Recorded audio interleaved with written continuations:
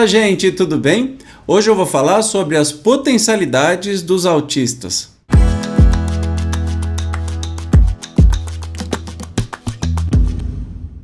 E aí, como é que você tá? Tudo bem? Sou Evandro Oliva, autista com altas habilidades. Bem-vinda, bem-vindo ao canal Um Neurodivergente. Hoje eu vou falar um pouquinho sobre a questão de aproveitar as potencialidades dos autistas em vez de ficar mirando só nas impossibilidades ou nas dificuldades. Geralmente, quando as pessoas falam do autismo ou de pessoas autistas, vem aquele negócio, ele ou ela não vai poder fazer isso, não vai poder fazer aquilo, tem dificuldade disso, tem dificuldade daquilo. Tá, ok, até aí, né, a gente entende. Mas não somos só isso. Temos muitas potencialidades, muitas coisas, por exemplo, que são limitações, também podem servir de potencialidade, né?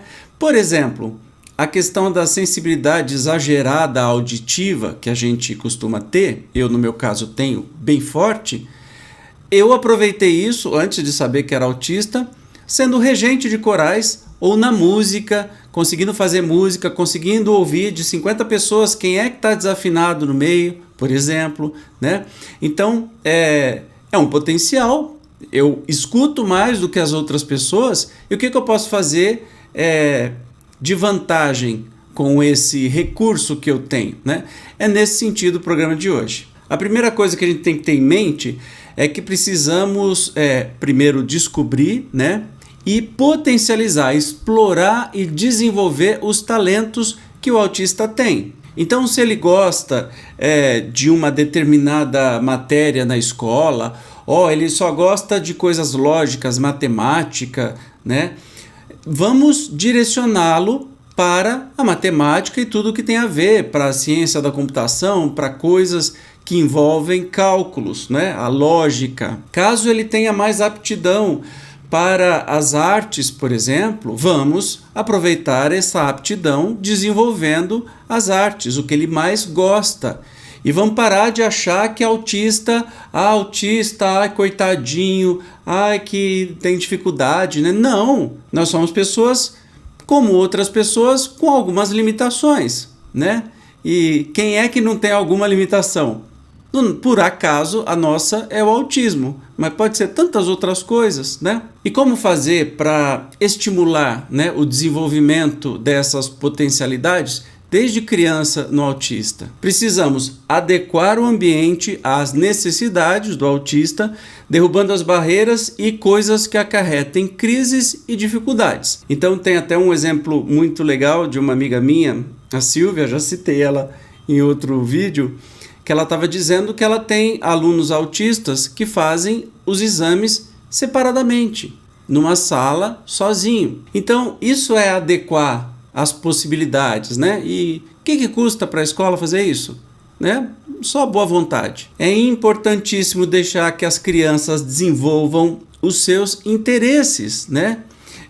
Especialmente na escola, não ficar só obrigando a matéria, por isso que o autista tem que ter um acompanhamento especial para ele não ser só obrigado a estudar, claro, currículo todo mundo vai estudar, mas especialmente o que gosta de falar, gosta de desenhar. Então, vamos aproveitar esse potencial, não deixar para segundo plano ou como se fosse só um hobby, e especialmente o autista tem que seguir os estudos e a carreira de acordo com a sua capacidade, as suas potencialidades, com o que mais gosta, com o que mais se identifica, e não seguir ou estudar aquelas carreiras que são barreiras enormes para o autista. Por exemplo, vou dar um exemplo aqui, tá? Mas pode ser outra coisa.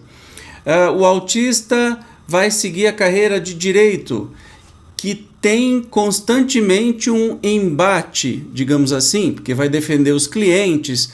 Além de escrever, vai ter que dar a cara, né? Vai ter que ir para um tribunal, vai ter que defender cliente, vai ter que falar com o juiz, argumentar. Evidentemente que qualquer autista comum, como eu, só nessa possibilidade já assim arrepia. Onde que ele pode aproveitar essa potencialidade, já que ele tem essa dificuldade de lidar com o público? vai para a ciência da computação, vai ser programador, você vai trabalhar, tem um monte de amigos, por exemplo, que são nômades. Eles não precisam nem ficar num país ou numa cidade, eles vão desenvolvendo, de vez em quando faz uma reunião por internet e vai fazendo o seu trabalho, né? Então, é nesse sentido de direcionar o que é mais adequado. E nunca, jamais forçar o que a criança não gosta. Ah, mas ele tem que cursar essa matéria. Tá. A escola precisa achar um jeito, né, de passar o conhecimento sem que isso gere crises ou acarrete crises. Que jeito? Sempre, por lei, um acompanhante é que vai entender tudo isso que está acontecendo e vai conseguir direcionar este aluno de acordo com as suas limitações. Falando assim, a tarefa até parece muito fácil, né? Não é não, nem tão simples, mas este é o único caminho viável que a gente conhece até hoje. Mas vamos para o livro O Cérebro Autista, daquela autora que eu não sei falar o nome, Temple Grandin, sei lá. Tem um capítulo aqui que ela está falando sobre essa questão, né? E olha que interessante. Ela vai falar sobre ela mesmo, né? Que teve um professor chamado Carlock, professor de ciências no ensino médio. Ele mudou minha vida de várias maneiras ao identificar os meus pontos fortes, mecânica e engenharia, e me ajudar a explorá-los. Hoje está difícil de falar. Justamente viu o que ela tinha mais facilidade e ela seguiu essa carreira depois. Ela continua assim, está falando muito mais desse senhor Carlock, né? Mas ela diz assim, ó, quando comento a respeito em palestras, pergunto se alguém teria uma experiência parecida. Sempre 4 ou 5 mãos se erguem. Se um autista de 14 anos não consegue aprender álgebra porque é abstrata demais, você não diz, estude álgebra de qualquer modo. Você tenta conduzi-lo para a geometria. Se outra criança não consegue aprender álgebra, geometria ou qualquer tipo de matemática, você não diz, você precisa aprender matemática antes de aprender o resto. Em vez disso, deixe à vontade no laboratório. Entende? Tem sempre um caminho. E aí eu concluo este outro trecho. Recentemente conversei com um pai cujo filho, aluno do ensino fundamental, era excepcional em arte, mas a escola queria desestimulá-lo porque a sua extrema dedicação ao desenho não era normal. Oi! Ele é um pensador por imagens, pensei.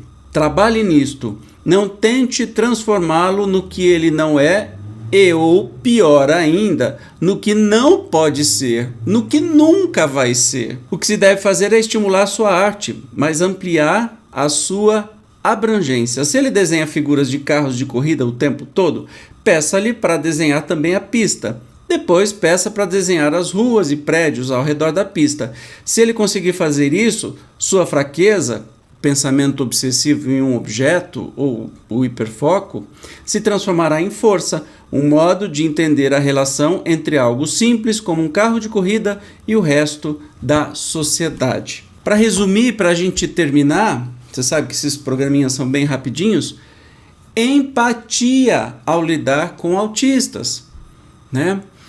Vou fazer uma analogia muito horrorosa, pode soar horrorosa ou pode soar até capacitista, mas não é, tá?